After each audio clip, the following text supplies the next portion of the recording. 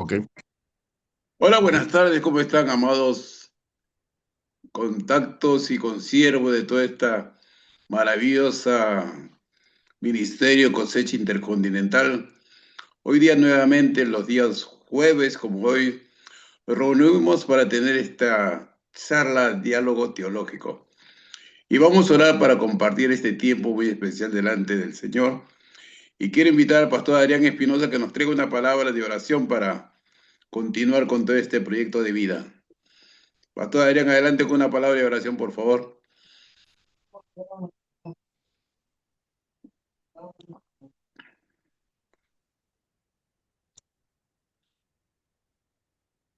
O está sin audífono, no escucha. Tranquilo. Padre, en el nombre de Jesús, te alabamos, te bendecimos. Te damos las gracias, oh Dios, por Señor. este tiempo tan precioso en tu presencia y la oportunidad, oh Dios, de compartir la palabra, las sagradas escrituras y la revelación de tu voluntad, Señor, en medio de todo este tiempo de gracia, de bendición, Señor, para compartir este espacio, Señor, a través de estos medios de comunicación. Ruego, pues, que uses a tu siervo, Magno Vera, con el ministerio que tú le has asignado y la gracia que tú le has dado, Dios, para compartir. De tal manera, oh Dios, que podamos ministrar el cuerpo de Cristo donde quiera que podamos llegar, Señor, a través de estos medios, oh Dios bueno. Gracias por tu amor hacia nuestros corazones y la virtud, Señor, de darnos este privilegio de compartir las Sagradas Escrituras. Amados, para nosotros es una honra tener este hombre de Dios, profeta a las naciones, Magno Vera. Nació en el Perú y compartiendo su ministerio a través de las redes sociales y en diferentes iglesias con una trayectoria magníficamente bendecida para el cuerpo de Cristo. Y para mí es un privilegio compartir este ministerio y presentarlo para con ustedes en este momento. Varón de Dios, bienvenido, que la gracia de Dios te use en este tiempo. Amén. Amén. Gracias, saludos a nuestro estimado amigo y consiervo, eh, pastor, y a todos los ministros presentes, ¿no? Bueno, hoy día queremos compartir un trabajo que estoy justamente haciendo a nivel de iglesia, acerca de un tema muy importante que es el anatema, ¿no? Y bueno, antes de empezar, que quiero orar. Ya hemos orado, pero quiero que Dios use algunas palabras, algunos conocimientos que he guardado para que ustedes también puedan este, alimentarse y puedan también madurar en el Señor. Y bueno, y eso es lo que va a producir el conocimiento y la palabra revelada. Padre, te damos gracias, Señor, por este tiempo, Señor. Bendice todos nuestros hermanos presentes, Señor, y bendigo, Señor, este tiempo, este lugar, Padre. Y, Señor, úsame, Señor, y bendito Dios, que sea tu conocimiento, tu sabiduría, tu revelación plena de lo alto, Padre, para que nuestros hermanos y yo mismo sea edificado, Señor, en tu palabra, en tu temor y temblor. En el nombre de Jesús. Amén. Em, Hoy día quiero hablar de un tema muy importante dentro de la iglesia o dentro del estudio de las ciencias bíblicas, que es el término anatema, ¿no? La palabra anatema. Bien, en el Antiguo Testamento, esta palabra anatema proviene principalmente del término harén, ¿ya? Y esto tiene que ver con el término con estar algo separado o dedicado o entregado completamente a Dios, ya sea para destrucción o sea para juicio divino, ¿no? Eh, y en el griego, bueno, significa anatema algo que está siendo enjuiciado o se está siendo determinado. 27-28 se establece, dice, pero ninguna cosa consagrada que Jehová hubiese dedicado a Jehová será vendida ni rescatada, ¿no? Eh, el hebraísta Wilhelm Gesenius declaró en 1847 aproximadamente, dice, el Jerem transferido irrevocablemente a Dios, es decir, que Dios lo asume como, o está dedicado para él, entregado, separado para él, pero es porque Dios va a emitir un juicio o va a emitir ya algo, porque en él está la determinación final y es irrevocable, se diría, ¿no? En el pensamiento semita antiguo, lo puesto bajo el harén dejaba de pertenecer a la esfera cotidiana y entraba a una dimensión sagrada, a una dimensión judicial. Este concepto no era meramente algo emocional, sino tenía que ver con algo jurídico, con algo más espiritual, con algo más comunitario, porque le pertenecía a Dios y estaba entregado a Dios y él tenía la última palabra en cuanto a esto, ¿no? El harén. El término harén, entonces, aparece en la Biblia aproximadamente unas 50 veces en el Antiguo Testamento y está asociado básicamente a guerra santa, idolatría, la pureza ritual y, y expresaba básicamente la soberanía absoluta de Dios sobre la vida, la tierra y la guerra, ¿no? Es decir, habían ciertas prohibiciones y restricciones. Dios en el Antiguo Testamento y lógicamente cada ciertas temporadas, prohibiciones, restricciones, limitaciones. Esto es y esto no es lo prohibido, lo que no se usaba, lo que no se podía tocar. Y a eso básicamente se puede determinar como el gerén, ¿no? O el anatema, algo que ya Dios ya había determinado, que es parte de él, en el cual Dios ya había metido un juicio, ¿no? El cual no se podía tocar o no se podía hacer, por decirlo así. Entonces Israel entendía que ciertas cosas no podían coexistir con la santidad divina. Israel interpretó eso, ¿no? En el pensamiento bíblico interpretaron que hay ciertas cosas, ciertos elementos que no estaban ligados con la santidad divina de Dios, que no formaban parte de la actividad diaria, de la cultura, de la vida misma. Entonces no lo podían practicar, no lo podían tocar, no lo podían hacer, porque era gerén, porque era una determinación de juicio. Desde esa perspectiva ya se integró el término contaminación espiritual, un término que ahora se habla muchísimo, ¿no? Y en la antigüedad también, contaminación espiritual, y debía ser removido completamente. El anatema representaba entonces una separación radical entre lo santo y lo profano, ¿no? En la mentalidad hebrea se concebía la santidad como algo colectivo, ¿no? Y no meramente individual. Algunas iglesias actuales lo interpretan también así, ¿no? Como la santificación total del espíritu, alma y cuerpo y la santificación total de la comunidad de fe, de la comunidad de creyentes, ¿no? El término santidad o santificación es por general un elemento muy importante dentro de la concepción de la fe actual, dentro del cristianismo, ¿no? No es algo separado, no es algo ajeno, sino el concepto de la santidad, la santificación es algo inherente en el pensamiento cristiano actual, ¿no? Ahora, ¿cuál es la diferencia entre la consagración y la maldición? En muchos contextos bíblicos, el anatema implicaba tanto consagración como destrucción, dependiendo del contexto espiritual y moral, ¿no? En Josué 6:17, por ejemplo, en Jericó, fue consagrada, pero para la destrucción total, ¿no? La ciudad será anatema, dijo, ¿no? Será anatema Jehová, ¿no?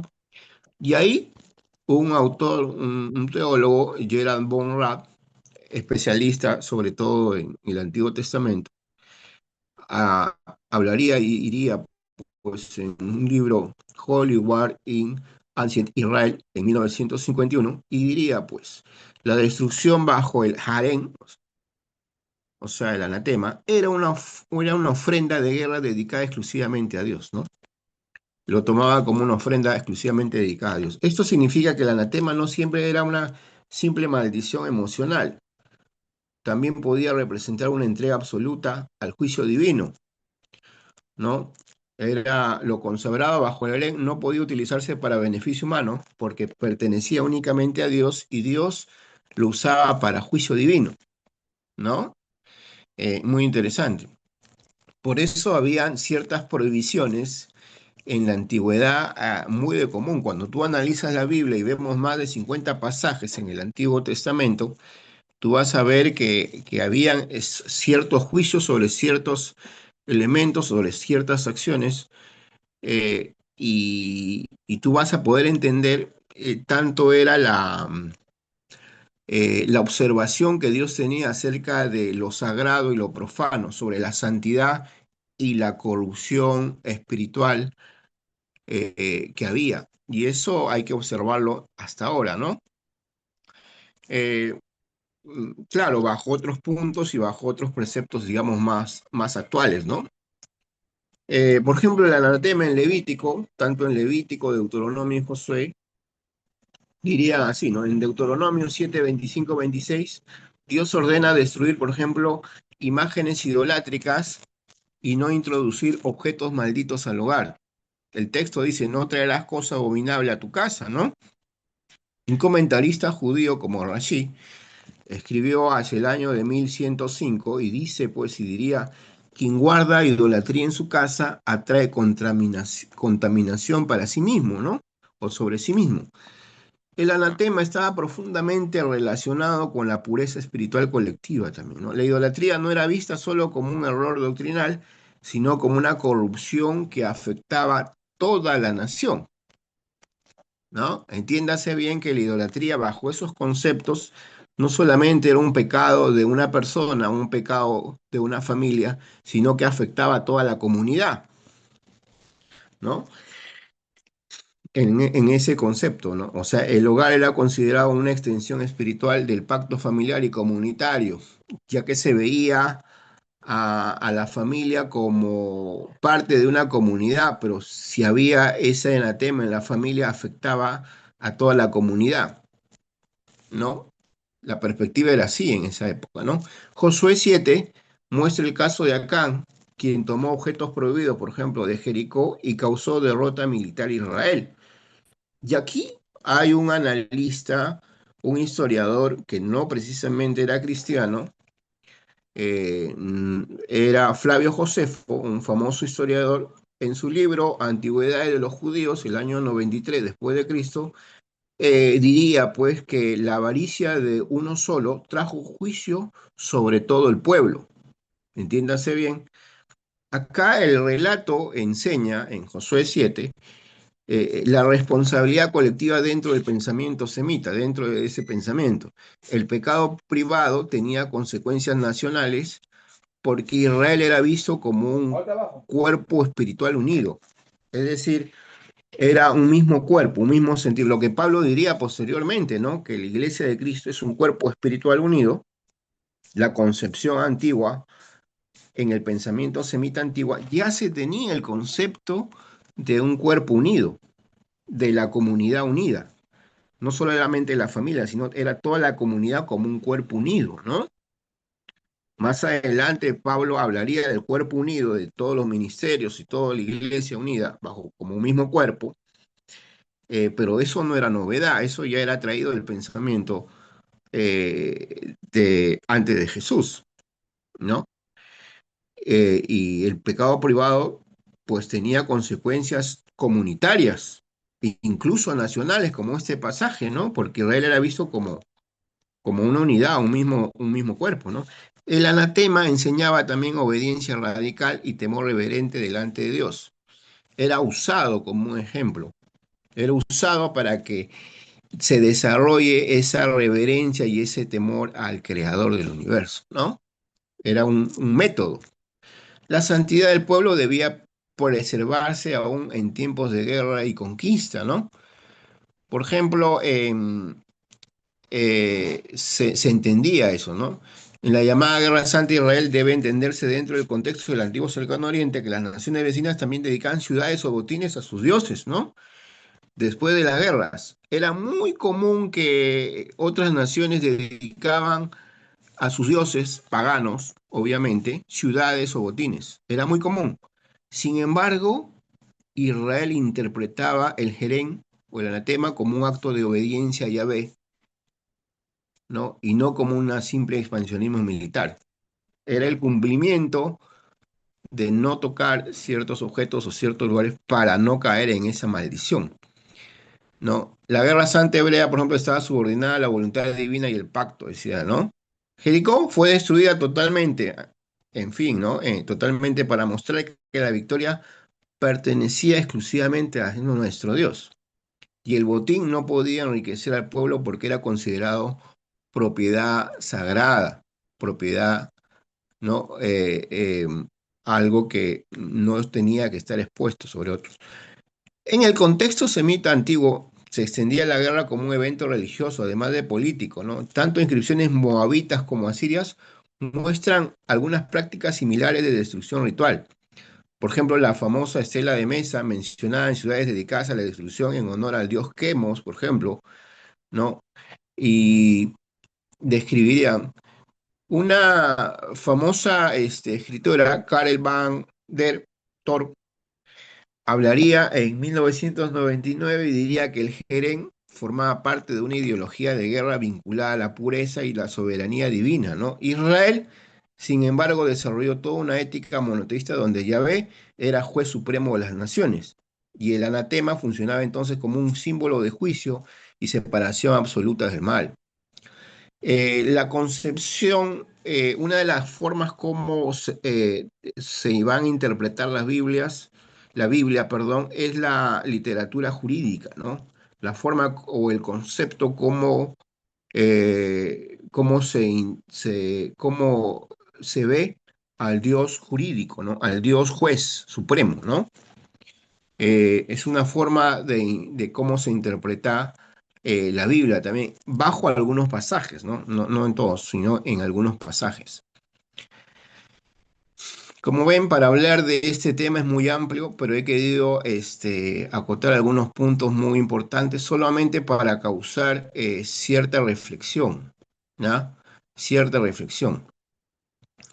Eh, para hacer un panorama general y para, digamos, resumir, entonces hablamos que Jerén en el Antiguo Testamento significa lo consagrado para destrucción o lo separado irrevocablemente para Dios o prohibido para uso humano, ¿no?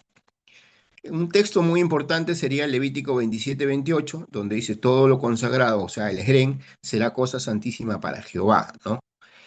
En griego, esa palabra es lo que nosotros encontramos, lo que nosotros leemos como anatema, ¿no?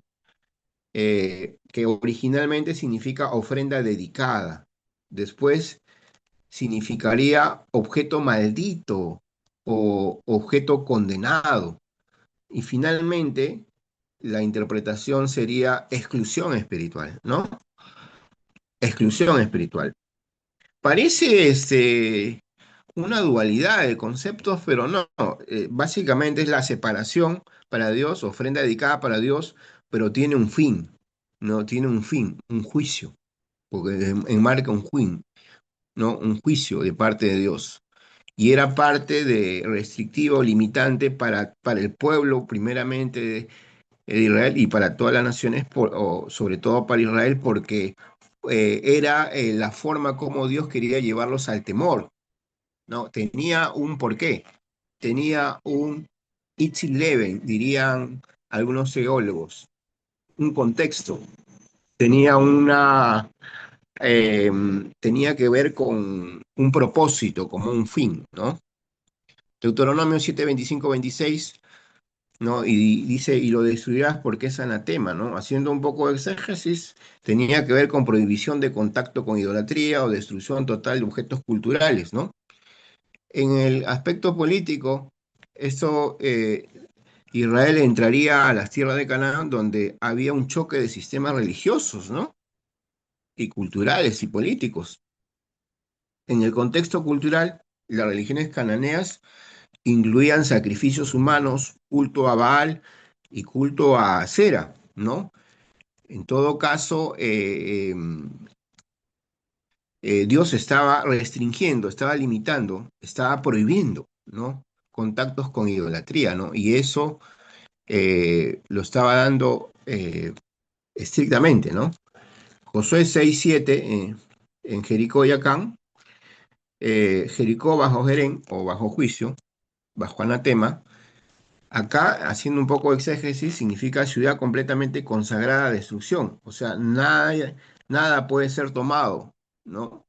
Y acá había ah, tenía que ver con Acán como botín, ¿no? Una contaminación de pacto probablemente, ¿no? Ese según dentro de una dimensión social había algo que se llamaba un pecado individual que va a afectar a una nación, porque ya les dije, lo ven como un cuerpo, como un solo cuerpo, toda la nación, y con el pecado individual afecta a todos, y tenía que ver el concepto de la responsabilidad corporativa.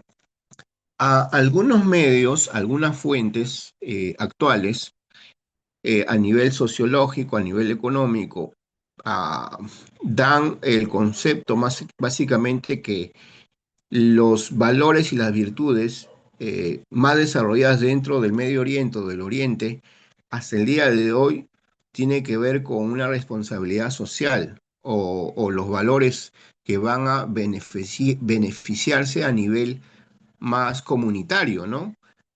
Por eso en Asia o en parte del Asia o en muchas ciudades del Asia, los valores o el sentido ético tiene que ver más con el sentido comunitario. Hay una responsabilidad más corporativa. Ya desde la Biblia, desde la antigüedad, ya había ese concepto de la responsabilidad corporativa, distinto al pensamiento de Europa, que es más individualista y de que todo lo que la persona lo haga tiene sus consecuencias para él mismo, ¿no? Es una sociedad más individualista. Nosotros, ¿qué nos viene más? Bueno, a través de la parte académica, a través de la filosofía, a través de la cultura, mucho tiene que ver bastante una cultura occidental para nuestros pueblos de América Latina y sobre todo eso está inherente también en el pensamiento a nivel de iglesia, ¿no? Sin embargo, en la Biblia, como era una cultura más de Medio Oriente y parte del Asia, tenía que ver básicamente con una responsabilidad más comunitaria, más social. Por eso el texto, cree en el Señor Jesucristo, serás salvo tú y toda tu casa. La salvación no era personal, jamás fue personal, era familiar, era social, era comunitaria. Dios pensando no solamente en una persona, sino pensando en la familia, en la comunidad, en la sociedad, en la ciudad, ¿no? Para la salvación. De ahí el pensamiento universal también de salvación universal. Como ven, otro texto que podemos tocar es Levítico 27-28, el irrevocable. No será vendido ni rescatado, dice, ¿no? Lo declarado Herén no se negocia, tenía que ver con una irreversibilidad jurídica, ¿no? Es decir, en el aspecto religioso todo pertenecía a Dios y no hay redención humana posible frente a eso, frente a ese Herén, ¿no? Ah, en Gálatas 1:8-9, ya para culminar, también hablaba acerca de otro evangelio y sea un anatema. Si alguien predica otro evangelio distinto a esto, sea un anatema, diría, ¿no? Pablo, no está hablando de una guerra física, no está hablando, es una condena doctrinal, ¿no? ¿Por qué? Porque en el contexto, Pablo le hablaría acerca de la lucha contra los judaizantes o falsos evangelios que ya existían, ¿no? Y eso va a aparecer y Pablo va a recalcar, ¿no? Si alguien le predica otro evangelio distinto del evangelio a nuestro, que Cristo murió por nuestros pecados y resucitó de entre los muertos, sea anatema, ¿no? Porque no hay otro evangelio, diría, ¿no?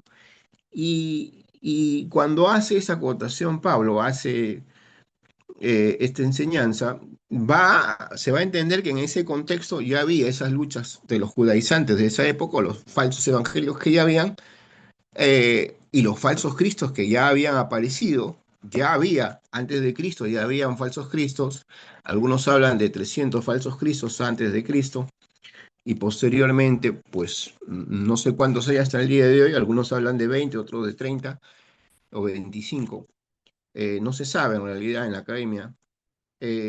cuántos hay, pero se dice que en la época de Jesús habían cantidad de falsos mesías que ya aparecían, ya había, ¿no? Y posteriormente también.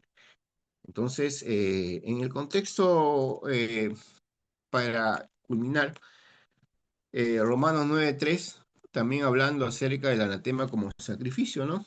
Quisiera ser anatema por mis hermanos. Bueno, Pablo poniéndose en el lugar como anatema, dirían eh, mm, algunos estudiosos, ¿no?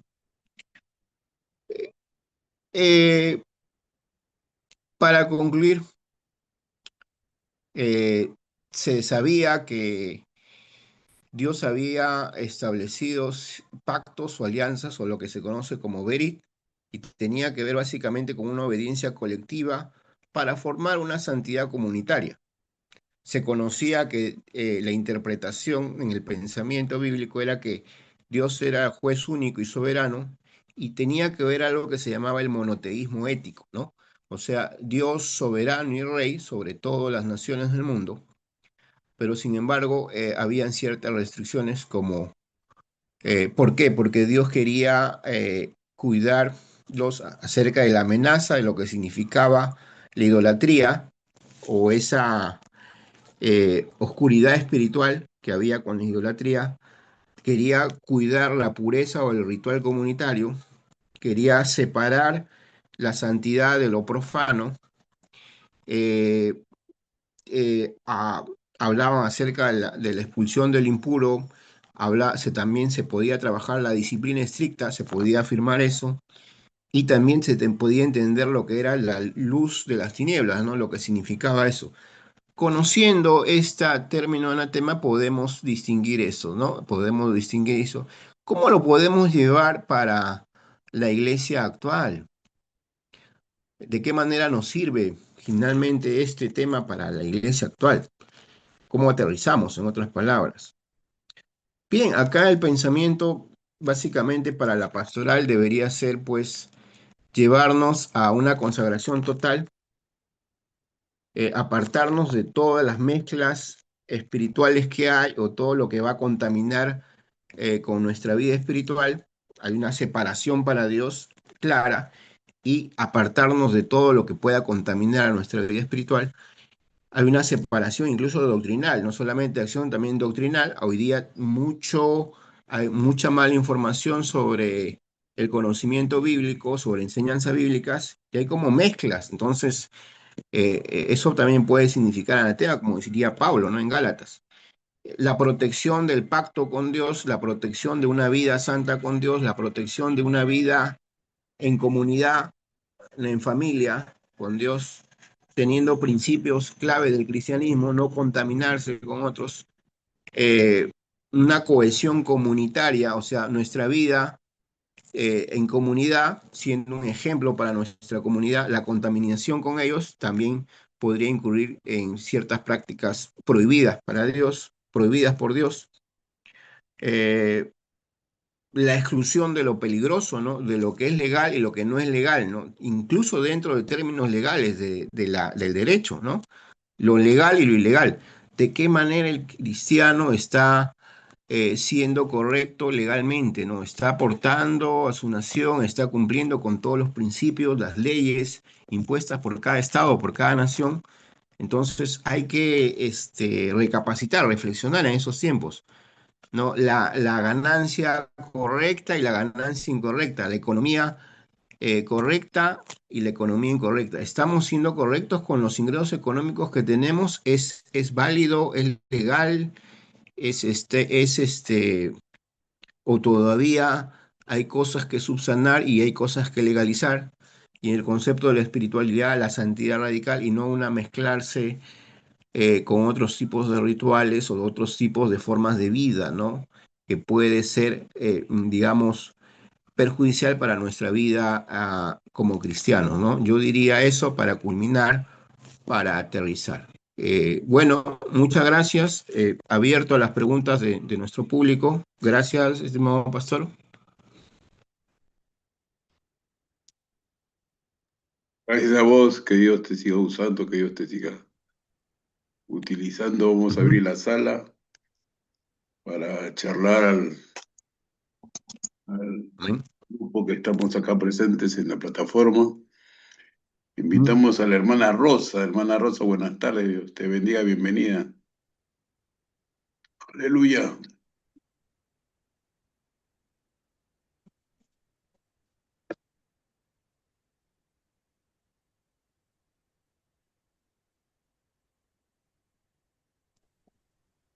Bendiciones a todos, Pastor Heredia, y a todos los presentes. Ujú. ¿Alguna pregunta, alguna reflexión? Estoy atento a sus Bueno, conclusiones. preguntas no tengo porque de verdad usted ha sido muy explícito en su ponencia y para mí todo está muy bien, muy claro. Gracias. Amén. Gracias, Rosita. Está Qué gusto bien, saber de ti que estés acá nuevamente en la plataforma. Qué bendición, Gracias, hermano. claro que bienvenida sí, en casa. Gloria a claro Dios. que sí. Pastor Alberto Solo que Morales. me confunde un poco es el horario, pero está bien, ya sé, ya lo entendí. Ah, gracias, gracias. Oh, se fue, Pastor Alberto. Pastor Adrián Espinosa, bienvenido, buenas tardes, de Perú. Tu micrófono, Adrián, ahí está, adelante. Buenas tardes, buenas tardes. Una Ujú. bendición contar con el doctor Magnus, que le felicitamos por su graduación el día sábado. Oh, wow. Ha- Gracias. Se ha graduado en Derechos Canónicos Mm. y también en Administración, ¿no? O sea, vemos cómo su crecimiento se está dando de manera interdisciplinar, que tanto necesita la obra, ¿no? A la obra Ya. de Dios. Conocí al pastor Jesús Hurtado. El pastor Jesús Hurtado, aparte de haber sido congresista, él tiene como 10 carreras, ¿no? Sí. Y bueno, Pablo ya va por la quinta ya, fue el quinto palo, 7. 7. 7 ya, ¿no? Ya lo va a alcanzar ya el pastor Jesús Ah, Hurtado. falta 3. No, Y, la iglesia. y hoy se requiere, ¿no? Hoy en estos tiempos de transhumanismo, tenemos que despertar la conciencia ante el enfoque global, ¿no? La guerra de sistemas de la élite que está bombardeando no solamente nuestra nación, ¿no? Sino el cosmos, ¿no? El mundo entero está siendo destruido, está tomando mucha, ¿cómo nosotros podemos resistir? ¿No? Como la iglesia en el tiempo de Babilonia, ¿no?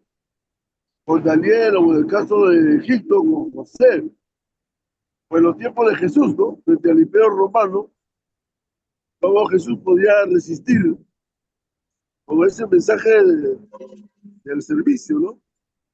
Del servir, del servicio, del servir al otro, ¿no? Cuando hay hoy en día todo un individualismo personal, un individualismo que yo, ¿no? El líder tiene complejo mesiánico, ¿no? Ese asunto, como nosotros, eh, ahí le he mandado al pastor Heredia su WhatsApp, y al pastor, sobre todo, ahí que lo puedan mirar, pastor Mando, sobre ese asunto, un caso de un pastor que ha sido acusado legalmente, ¿no? Como ahí lo puede leer, cómo eso se podría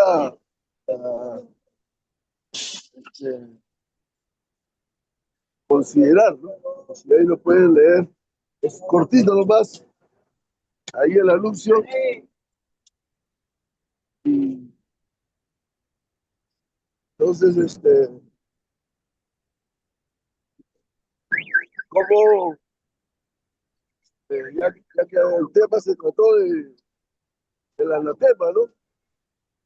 Tema cómo podemos afrontar hoy en día casos en que hay personas que del ministerio están haciendo mucha ilegalidad, ¿no? Mucho abuso, están abusando de la confianza, ¿no? De la obra, de las personas, ¿no? Del ministerio, y todos usan el nombre del ministerio, del título, ¿no? Y aquí en Lima inclusive han hecho un juimiento a pastores, y bueno, pues, ahí no sé si la han visto, esa nota que le pasó en su WhatsApp, Pastor Heredia, Pastor Manu, Ajá, no sé no sé si tiene que ver con el tema, ¿no? claro, claro. Básicamente son prácticas ilícitas, ¿no? No tiene que ver básicamente porque para hacer eso ya hay una mala interpretación del texto, ¿no? Hay una mala interpretación, ya hay una fusión o ya hay una contaminación espiritual, ¿no? O sea, el pecado es una práctica continua, ¿no? No es solamente una práctica aislada. Todo pecado es una práctica continua y sin remordimiento ya, ¿no? Ya no hay remordimiento.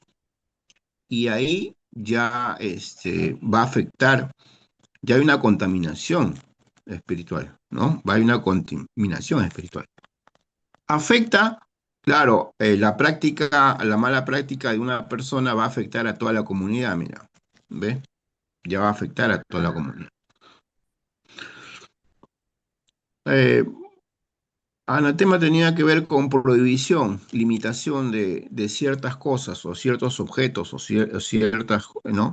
Eh, donde era entregado a Dios para juicio ya, determinado, ¿no? Y no podía tocarse, no podía, eso básicamente es un anatema.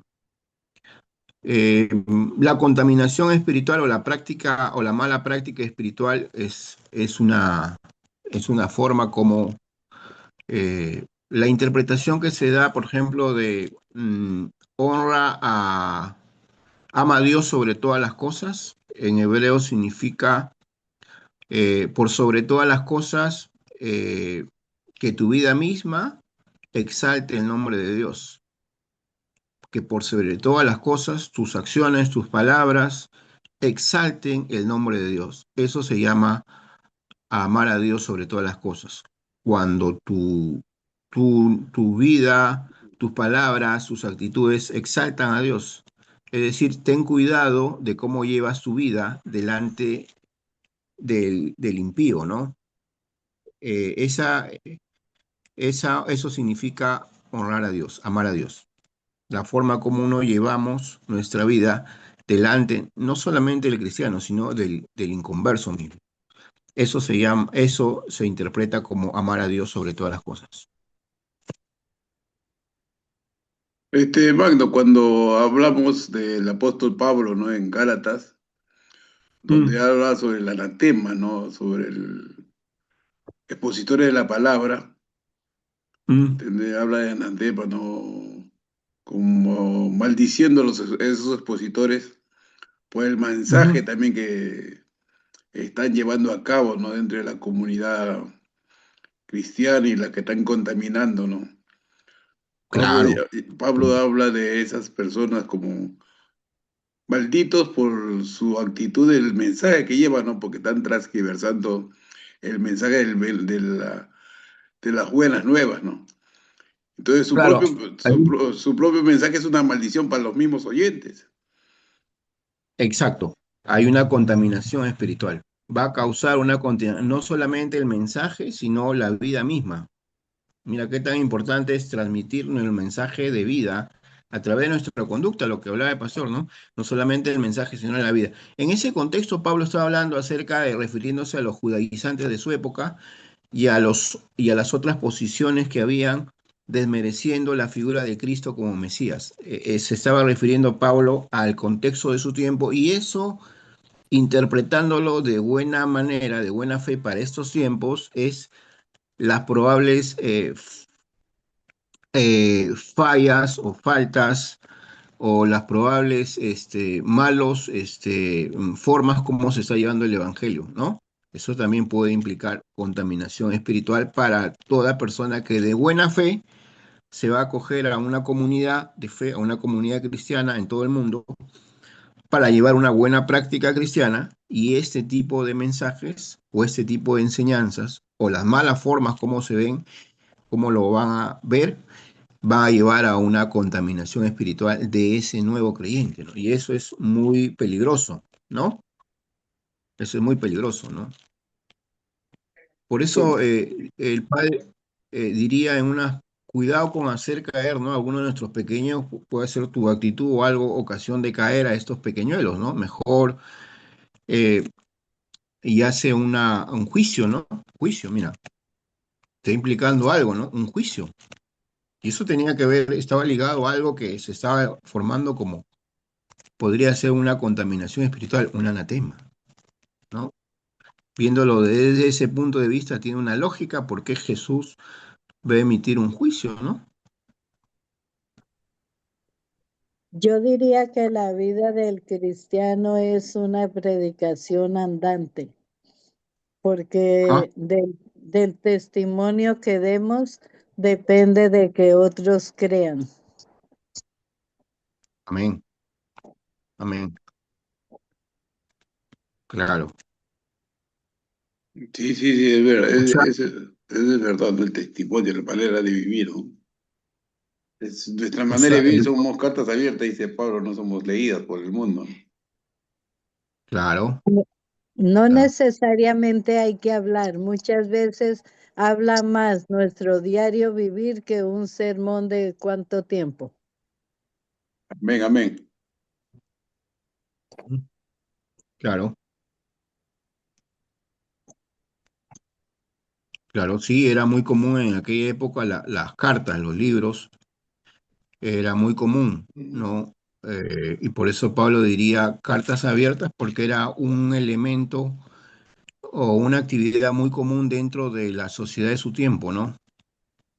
No, Porque era muy claro, y lo que es la predicación, lo que es el mensaje, lo que el Señor le plació dejar por escrito a través de sus siervos, es más que válido. Pero hoy día tal vez por tanto libertinaje, tanta cosa, muchos cristianos la aparentan o se ve el cristianismo de la puerta de la iglesia hacia adentro, pero saliendo es otro cuento.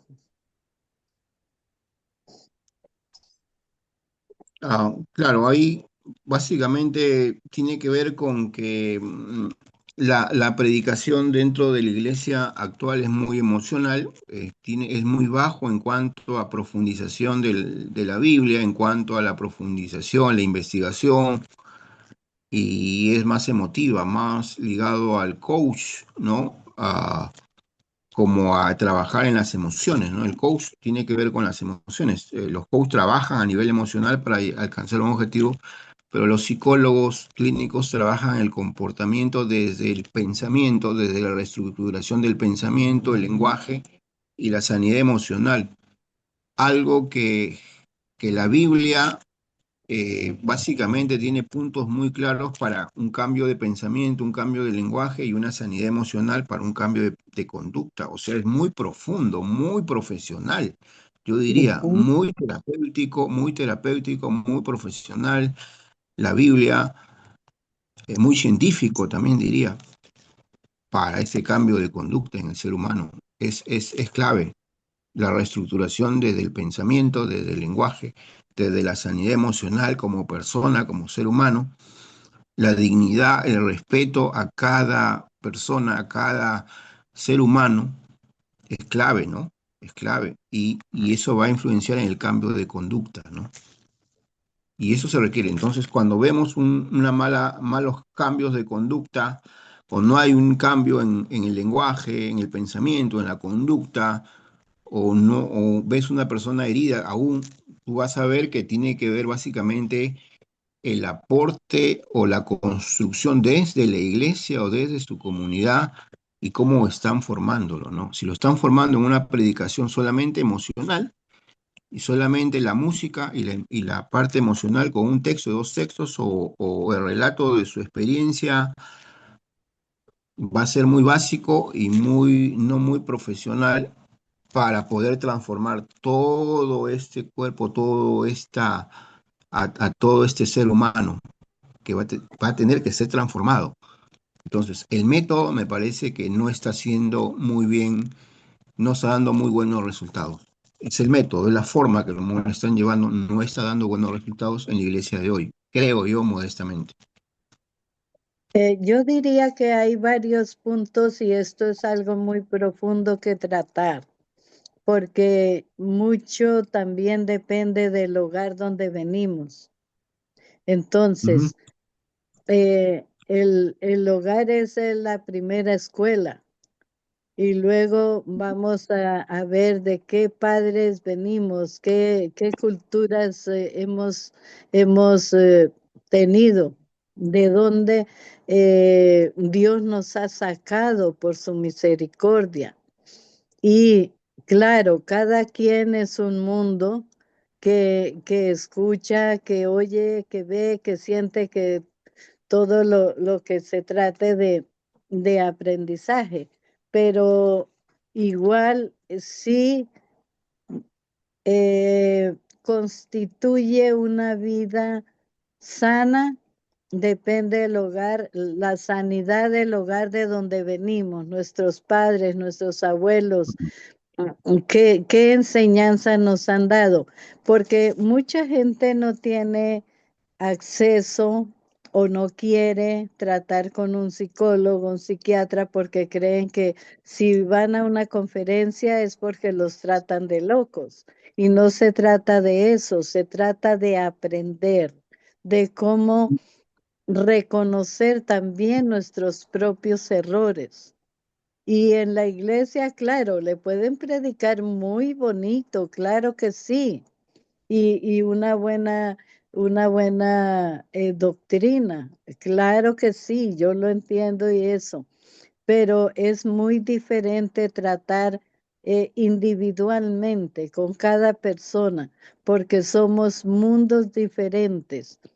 Y hoy día en las iglesias y en todo lugar se ve de que hay de tantas culturas, de tantas lenguas que se nota hasta la confusión de las lenguas.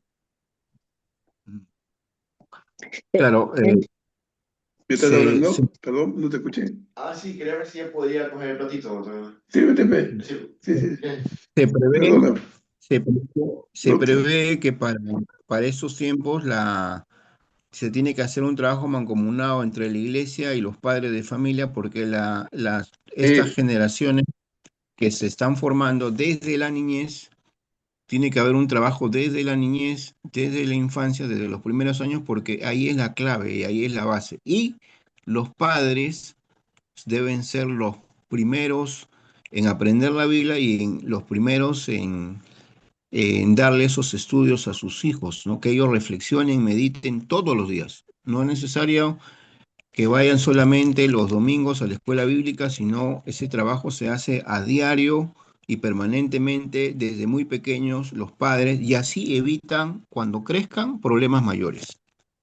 Porque hoy en día, como psicólogo, yo soy psicólogo, vemos muchos padres que tienen problemas con los hijos y por las altas horas que vienen y por no sabe dónde están, por el contexto que se vive en América, y entonces hay esas preocupaciones, pero esto se evita si desde niños ya le das toda esa base y esa plataforma de la palabra, de la escritura, todos los días, todos los días. Y ese es un yo, trabajo a hacer. yo diría que desde 20 años antes de que ese niño nazca debe estar educado. Psicológicamente se puede tratar, sí, pero la iglesia no tiene ese tema psicológico, porque por muchas razones, por el tiempo. ¿Qué tiempo asiste una familia a la iglesia? Entonces no se van a tratar esos temas. Y el tema psicológico es profundo, pero es más de escuchar a la persona, saber su contexto, saber exactamente de dónde viene, cómo viene. Entonces escucharlo para saber en qué se le puede ayudar. Mi trabajo especial ha sido con niños y psicología infantil, todo esto, pero Mm. el hecho de uno tener conciencia como creyente, como cristiano, de las cosas lógicas en cuanto a culturas, en cuanto a todos los temas del diario vivir, al compartir, si por lo menos, bueno, donde yo vivo, hay ahorita 14, 16 lenguas diferentes. Entonces, imaginémonos cada persona de qué hogar viene, de qué país, de qué contexto, de cuál ha sido su niñez. Escuchaba una entrevista de un entrevistador que es bien conocido y nunca me imaginé yo que esta persona hubiera sufrido tanto en su niñez. Y otra cosa es, está bien, la niñez de cada uno, el crecimiento, pero depende la capacidad mental, psicológica que tenga cada uno para llegar a un cambio, porque el cambio no lo hace otro, lo hacemos cada uno en nuestra vida. Le pueden predicar, enseñar, instruir, llevar a las mejores escuelas, lo que sea, pero si ese ser humano no quiere cambiar, no hay quien lo cambie más que Dios. Y con su misericordia, Dios nos ha creado con Él sí nos hizo un plano y Él sabe lo que va a pasar en nosotros, pero es profundo el querer uno cambiar a una persona. Con el amor más grande, uno como padre, como madre, eh, a mí me gusta como siembran los arbolitos acá y los amarran con dos palitos. Y hasta donde van los palitos, el arbolito crece muy derechito, pero se terminan los palitos y los gajos van por donde quiera. Así pasa con los hijos, con la familia. Los padres pueden ser muy educados, muy cultos, pueden tener una doctrina sana, pueden haber sido creyentes desde mucho tiempo, pero el hecho de vivir en un garaje no se es carro. Entonces, puede enseñarle, darle los mejores textos, las mejores doctrinas, lo que sea, pero llega el momento en que también cada ser humano, cada hijo va a tomar de, su propio camino, su propia identidad y es parte de la psicología, que cada quien va a buscar su propia identidad. Gloria a Dios. Mm. Gracias, Rosita, muy amplio tu panorama. Te agradezco Gracias. bastante tu intervención y así cerramos este espacio para reunirnos nuevamente el lunes para seguir compartiendo. Rosita, nos traes una palabra de oración para terminar, agradeciéndote, Magno, por esta contribución para el cuerpo de Cristo. Gracias. Para servirles. Una Para servirles. preguntita, antes de orar, una preguntita. ¿El lunes es a la misma hora? Sí, a la misma hora. Oh, ok.